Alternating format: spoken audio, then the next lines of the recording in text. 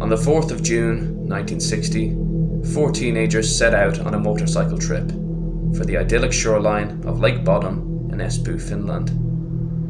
Grêlé Björklund and Anja Mäki were 15-year-olds attending a vocational college, while their 2 boyfriends, Seppo Boisman and Niels Gustafsson, were 2 18-year-old electricians. During the previous spring, the boys had toured around the fringes of Helsinki in search of the perfect campsite. Niels had remembered a place that he frequented as a child. It was a peninsula on the shores of Lake Bodom. On seeing the location, the boys decided it would be the perfect place to spend the Pentecost holidays. When the holidays arrived, Seppo commandeered a tent from his workplace, told his parents he had planned a camping expedition with friends, and began rinsing the dirt off with a hose. While Seppo prepared, Niels informed his parents about the trip, but made no mention of the girls, as they still had to convince their parents to let them go. It was only a year before that a gruesome killing of 2 girls had taken place in Tuulilahti, near the Heinävesi campsite. Understandably, this had created fear amongst the people of Finland, and there was a notable decline in the number of people camping. Following much pleading, the girls were given permission, and they earnestly set about getting things ready for the much anticipated trip. The youngsters set out at 3:30 p.m. on a cloudless and beautiful 4th of June. They arrived at their destinations somewhere between 4:30 p.m. and 5 p.m. Many people had taken advantage of the pleasant weather conditions, and the lake was busy with the sound of young and old taking a dip in the water or fishing on the lake shore.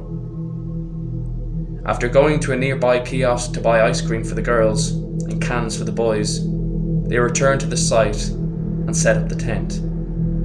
It was around 7:30 p.m.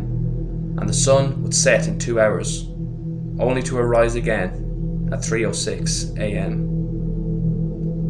The 4 talked, cooked sausages, and generally amused themselves. Niels Gustafsson would state later that they went to bed at around midnight. This piece of information is contradicted by a diary entry of Anja's. Her diary notes: 5th day, June 5th, camping at Lake Bodom. Seppi and Nisse were drunk, up at 2 a.m. Seppi is fishing. The tent's opening faced towards the lake, with the youth's feet towards the mouth. Anja slept on the right side of the tent, with Seppo beside her, while Grêlé was on the left side flanked by Niels. Not long after Anja's diary entry, 3 of the 4 would be mercilessly killed, while the 4th would suffer some significant injuries of his own. It has been speculated that the attack must have happened somewhere between 3 a.m. and 5:30 a.m.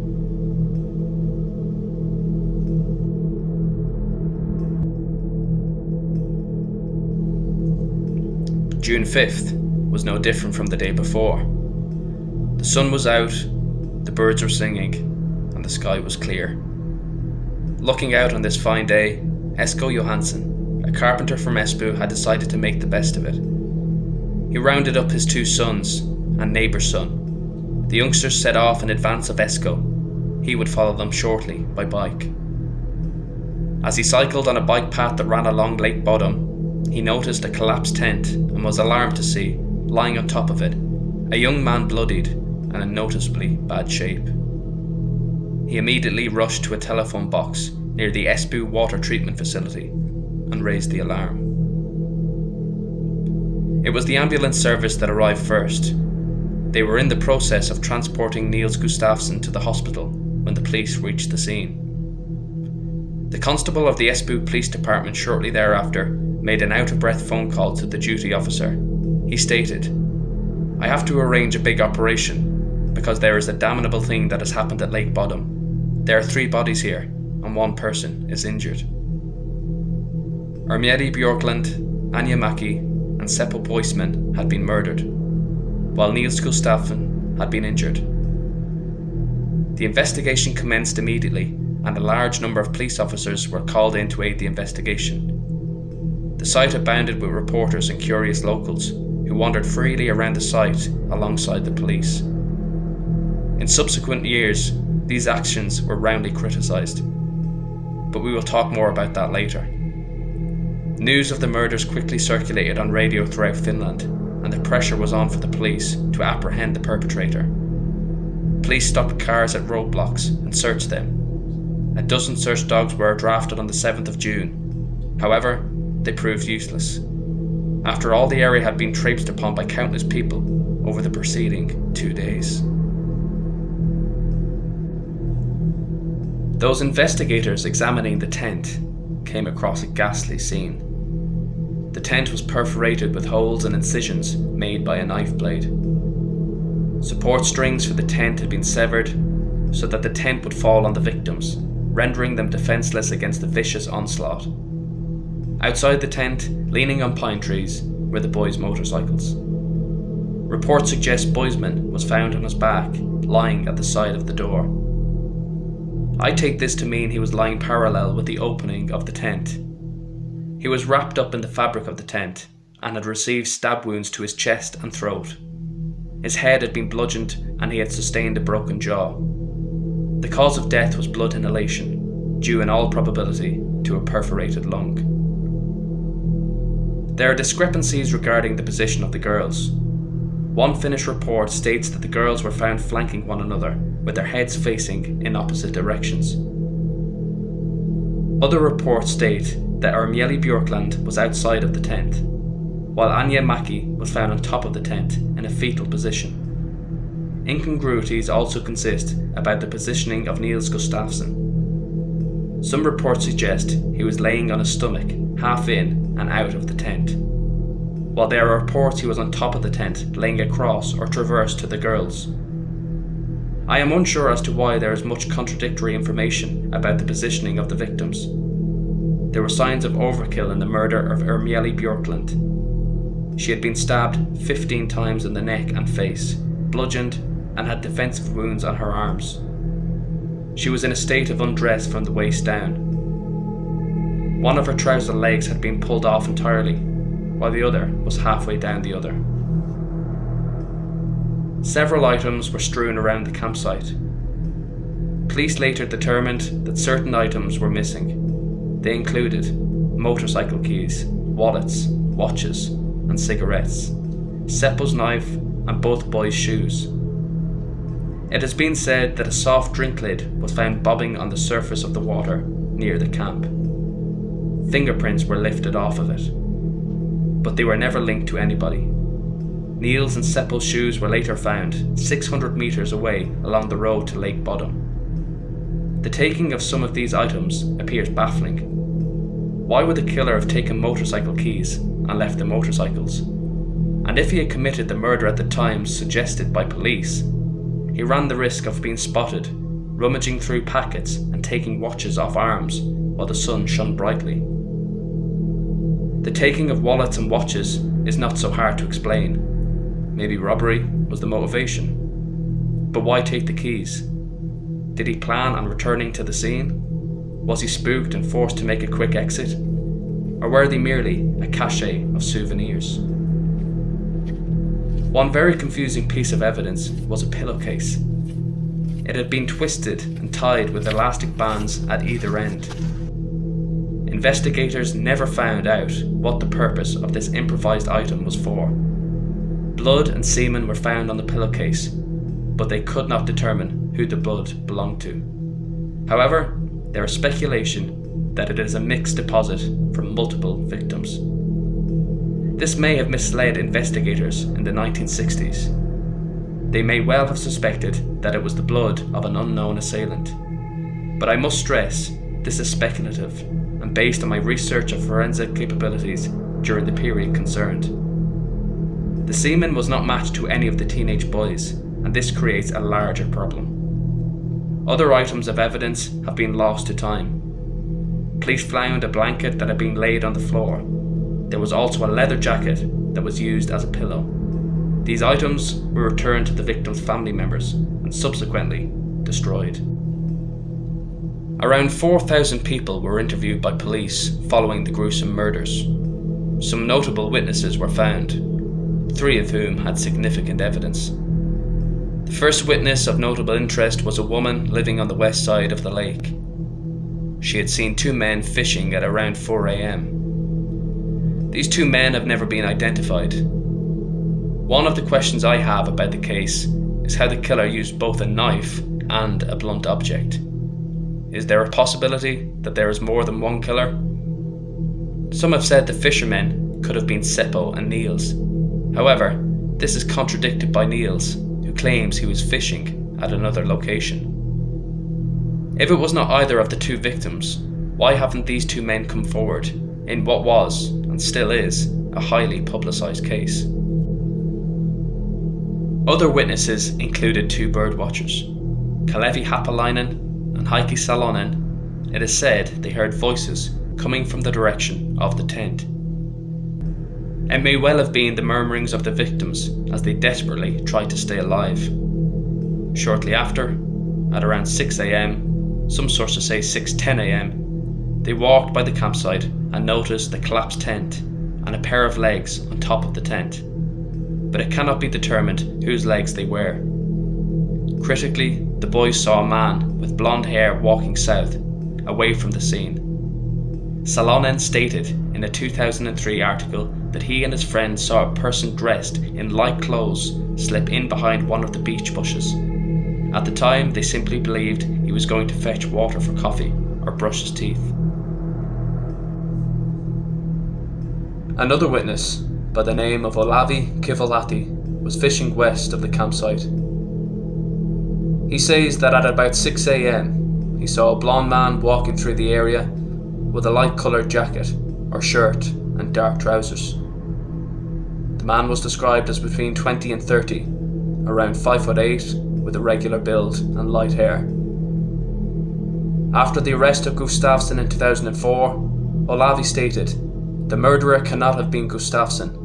I think the police have a man that is too young." In another interview, he added that the man he saw was about 50 metres away, creeping towards the water pumping station, where he disappeared from view.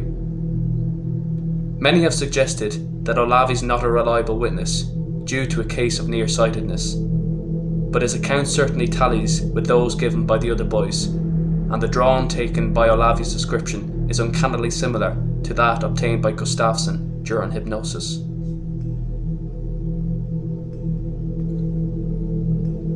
When Niels Gustafsson woke up in hospital, his first words were, "How did I get into a motorcycle crash?"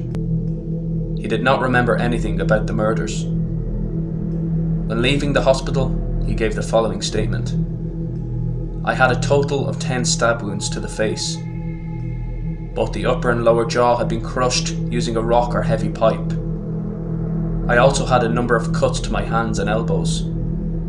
All the wounds to my head were on the left side, as I was obviously sleeping on my right side. My balance was affected by the attack, and I've had to learn how to walk properly again. I am not sure if I got out of the tent myself, or if I was pulled out. It appears as though the killer was trying to drag me to the water. I say this because there were drag marks at the scene. He either gave up trying because he wasn't able, or he was scared of something and could not continue, and he left me lying on the tent cloth."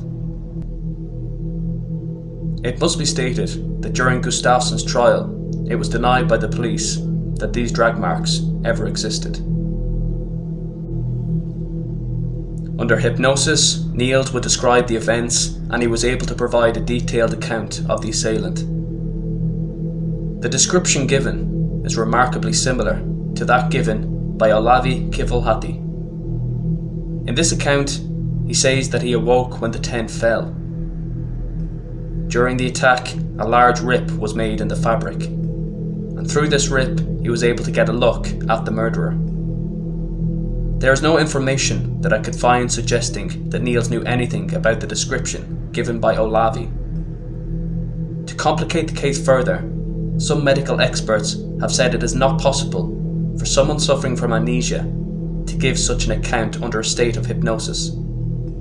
I can't be sure if this is true, but if it is, it does raise a few questions.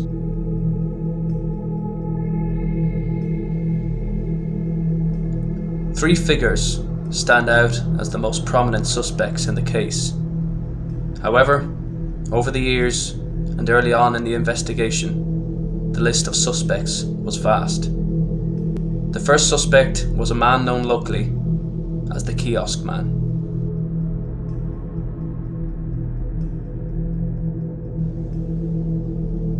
From the beginning, many locals suspected a man called Karl Gyllström. He had a reputation for being an aggressive man who detested both hikers and campers. Stories of severing guy ropes on tents, throwing stones at visitors to the area, and setting his pet Doberman on cyclists all give the impression that he was a deeply troubled individual. But is there any evidence linking him to the atrocities? From what I can gather, the simple answer is no. Investigators initially thought Gyllström to be a possible suspect. They turned over his property looking for any item that might link him physically to the crime. However, nothing was found. They searched his property for a second time in 1969 after his possible suicide by drowning at the same lake where the murders took place. And once again, nothing of importance was discovered. His wife also provided him with an alibi, stating that he had been at home sleeping alongside her on the morning of the murders. This alibi became shaky some time later when his now widowed wife retracted her story on her deathbed. Apparently she told people listening that she did not know where he was on the night of the murders.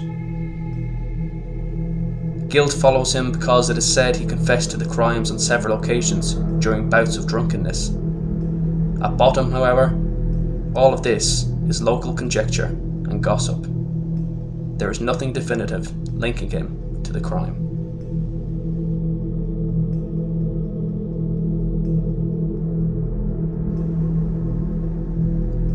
The second suspect in the case was a former Nazi, Hans Assmann. He was also suspected of being a KGB informant, though this is by no means certain.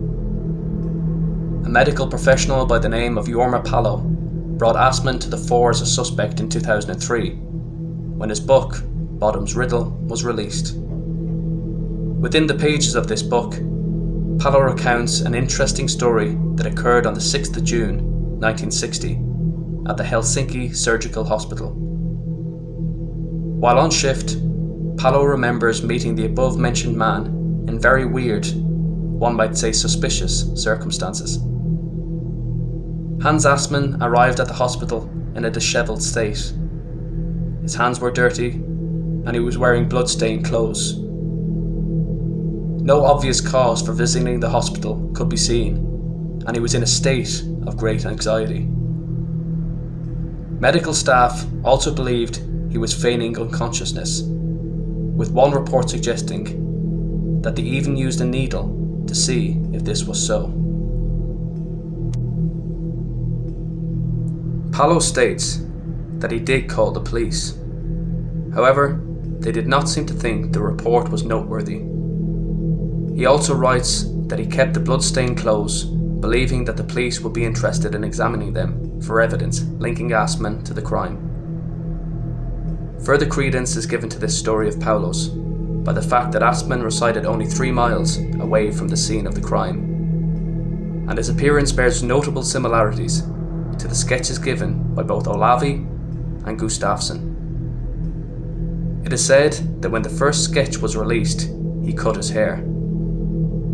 There is also a picture taken at the funeral that shows an unidentified man bearing a striking and eerie resemblance to the sketch handed out by police. Some have suggested that it is none other than Assmann. If it is not, it would be interesting to know who the man is. 37 years after the crime, once again, it is another person on his deathbed. Assmann was asked by a journalist about the murders at Bodom. He simply stated, I suppose you expect me to tell you about those tent and knife things. I have to disappoint you. I will not speak about the details. I will not admit nor deny things. The phrase, "I will not speak about the details," does seem to be an odd way of talking about something you had no involvement in. Does it indicate he is holding back information? Or is it simply a turn of phrase? Investigators have said they did not look into Assmann because he had a strong alibi.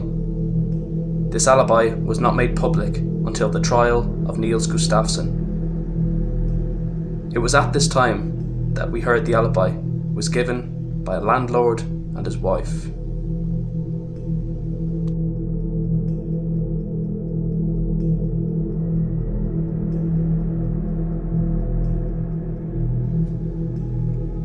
In the aftermath of the murders, Gustafsson led a pretty normal life, considering the events that happened on that June morning.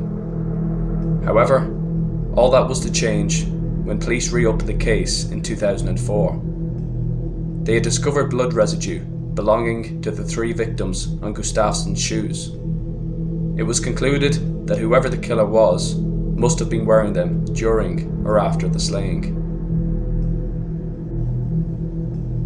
The police also had an interesting motive for the actions of that night. They proposed the idea that Niels had committed the crimes in a jealous rage instigated by an incident that occurred between him and his girlfriend, Grêlé. Subsequent to this incident, Niels had been stopped from entering the tent and had left the area in a state of anger. He returned when his camping companions were asleep, cut the guy rope, attacked Seppo, and received a kick from him, which broke his jaw. Once Seppo was out of the way, he turned his attention to the girls, saving most of his anger for Grêlé, who had rejected him. This theory was bolstered by the entry of a new witness, who came forward with a story that dovetailed nicely with the motive proposed by the police. The new witness claimed that the 2 boys had paid a visit to her and her friends late that night. Their camp was situated 1 kilometre away on the shoreline of Lake Bodom. The witness stated that both Niels and Seppo were intoxicated, and Niels had attempted to begin a fight with his friend. Police claim that this is another motive for the slayings. From the get-go, this new witness is odd and several questions arise. Why had it taken 44 years for her to come forward, and why only her? Considering the gravity of the case, it seems unbelievable that she would simply stay quiet. I have come across articles from Finnish sources saying that the woman could not even remember the names of the people she went camping with. If this piece of information is true, it makes one wonder why the police utilised her as a credible witness at all. Other questions arise about the timeline too.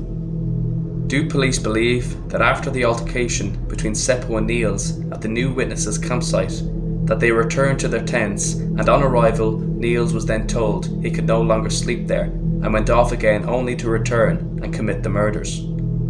Or maybe after the altercation, Niels allowed Seppo to return alone, waited a while, and then went out and did the deed. The evidence based on the shoe is far more compelling. Modern blood splatter analysis indicated that the killer was wearing the shoes. If we are to take the evidence as accurate, you have to wonder why the killer would slip into another person's shoes, commit the crime, walk away from the scene, and discard them 500 meters away. None of that sounds at all plausible, so there's one of 2 conclusions one can come to. Niels wore the shoes while killing the other 3, or the conclusions reached by investigators were flawed and the blood splatter occurred while the shoes were situated outside the tent. What seems strange is there is no mention of an analysis of Boisman's shoes. Is it possible that they may well have had similar traces to those found on Gustafsson's? If they didn't, then the prosecution's case may well have been strengthened. The investigation team still had to explain the injuries inflicted upon Niels. Naturally, they put forward the idea that they were self-inflicted and an attempt to cover his tracks. Evidence linked to the shoes look at first sight rather convincing, but there are so many other articles of this investigation that don't add up. A great article on the case at darkideas.net sums these discrepancies up nicely. They are as follows. It does not appear that Gustafsson's clothes were kept for testing. There is no mention of him being covered in blood splatter from other victims. How could he kill 3 people and only get blood on his shoes? He was found wearing socks. There is no explanation for how he walked back to the tent without leaving evidence on his bare or socked feet. Could the same blood splatter pattern have occurred if part of the tent fell over only the top half of the shoes? The birdwatchers thought the blonde man may have been Niels. Olavi Kivalhati did not think it was him. All victims, including Niels, suffered broken jaws. This suggests the same attacker using the same technique on all 4 victims. Niels only had superficial defense wounds on his arm that he could have done himself. But are we to believe that he hit himself on the back of the head hard enough to leak cerebral fluid, or cut into his cheek until his teeth were exposed? Niels' blood was found inside the tent, suggesting he was attacked whilst inside along with his friends.